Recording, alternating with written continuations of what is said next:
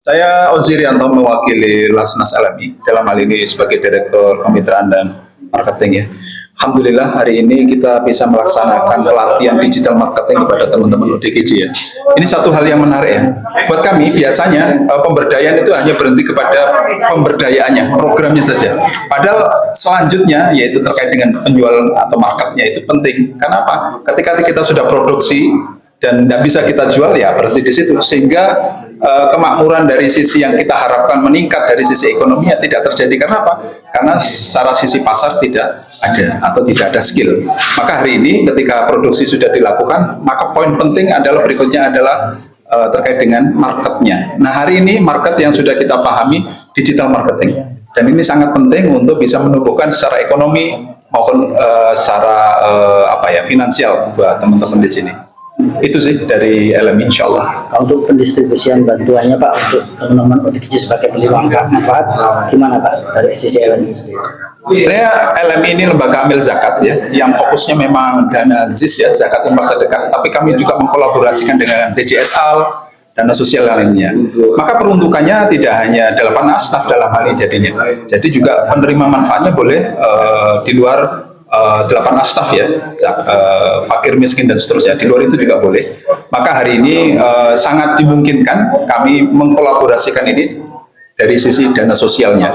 Maka hari ini kami berkolaborasi dengan teman-teman ZPM PLN untuk bisa memberikan kontribusi kepada teman-teman khususnya di desa Wonorejo ini untuk mereka-mereka penyintas ODGJ ini.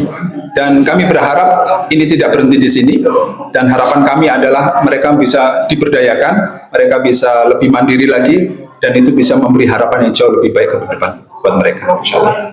Dan tanggapan dari BMPLN Pak? Terima kasih.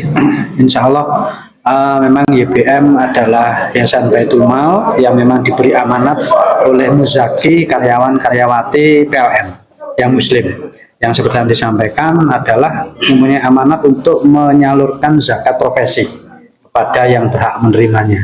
Tentunya sesuai dengan 8 asnaf. Nah kami tidak bisa sendiri untuk menyalurkan itu karena keterbatasan waktu, tenaga, dan lain-lain.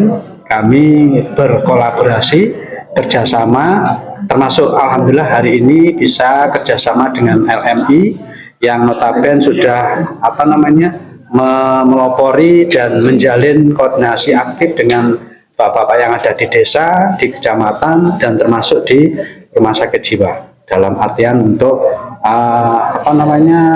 diklat pelatihan yang dilaksanakan hari. Kira-kira apa akan ada dilaksanakan hal serupa dengan materi yang berbeda mungkin Pak? Insya Allah bisa juga karena tadi disampaikan pembangunan itu tidak hanya pembangunan secara fisik, tapi pembangunan secara non fisik termasuk kemampuan, kompetensi, skill itu memang perlu dilakukan. Insya Allah kami bisa saja support dari sisi apanya, nanti koordinasi lanjutan dengan mungkin rumah sakit jiwa maupun LMI atau lembaga terkait bapak-bapak yang ada di desa maupun kecamatan. Dari kecamatan Pak, mungkin tanggapan Pak terkait kegiatan ini Pak? Ya.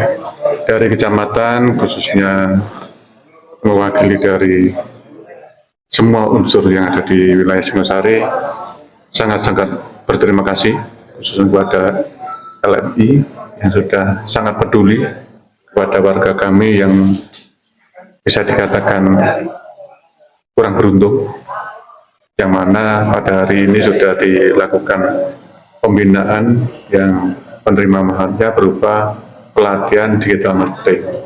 Harapan kami hal-hal seperti ini bisa berkelanjutan, baik nanti berupa kegiatan yang seperti apa yang lainnya, monggo kami serahkan kepada dari LMI. Harapan kami juga dari pendampingan teman-teman dari dokter junior, khususnya dari Rumah Sakit Jalawan, bisa berkelanjutan juga.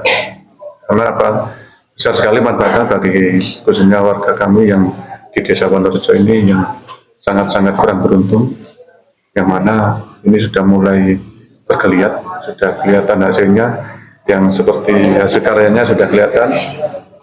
Namun kami masih banyak PR, utamanya dari hasil karya tadi kita perlu membantu dan mendukung untuk pemasarannya.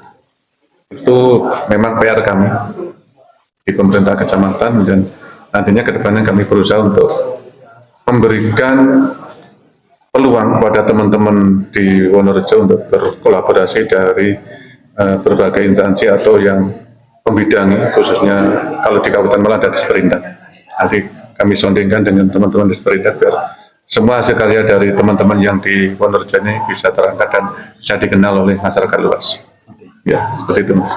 Bu Dokter sebagai pembina ini, pembina pendamping sama macam teman-teman penyintas, gimana Bu tanggapannya dengan adanya pelatihan ini?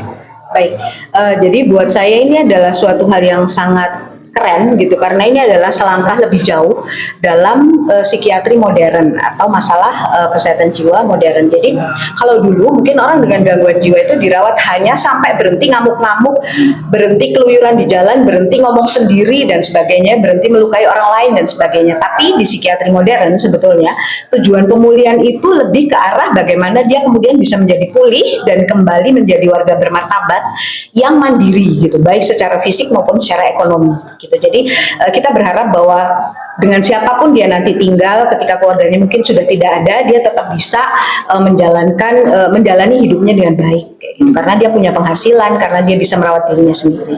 Harapan ke depan seperti apa Bu? Harapan saya ke depan adalah bahwa, jadi begini, kami di Rumah Sakit Jiwa itu adalah hanya satu simpul dari jejaring yang sangat luas yang harus membantu orang-orang dengan gangguan jiwa ini gitu. Nah, harapan saya ke depan jejaring ini akan makin luas, simpulnya makin banyak dan sustainable, berkelanjutan. Seperti itu. Dari PLN, LMI, dari camat, dari rumah sakit sudah. Sekarang dari Pak Korwil Pak, sebagai yang menaungi juga ini Pak. Gimana Pak Fendi? Ya, terima kasih. Saya dari Bakar Malang. Ini luar biasa sekali. Pada pagi hari ini kita mendapat istimewaan yang undangan di sini. Maksudnya permintaan kami hadir Pak di sini. Kenapa kami bisa hadir di sini? Karena kami mensupport program prioritas gubernur dan wakil gubernur, yaitu Jatim Kerja. Nah, di Jatim Kerja itu masing-masing Bakarul di 5 Bakarul itu dibentuklah EJSC, East Java Super Corridor. Nah, di dalamnya di EJSC itu kami punya di dalam EJSC itu ada kolaborasi, ada MGC, ada perizinan juga ada di situ. Nah, pada hari ini sesuai dengan permintaan kami hadir di masyarakat, kami akan memberikan pelatihan-pelatihan yang akan diberikan oleh para mentor yang ada di EJC. Para mentor itu nanti akan memberikan pelatihan terkait dengan fotografi dengan smartphone. Gimana sih caranya memfoto produk itu dengan yang bagus sesuai dengan foto yang menjual seperti itu. Kemudian juga ada konsep foto produk seperti itu. Jadi bahasa menjual juga harus dipelajari. Iya. Kemudian dana pencahayaan produk seperti apa.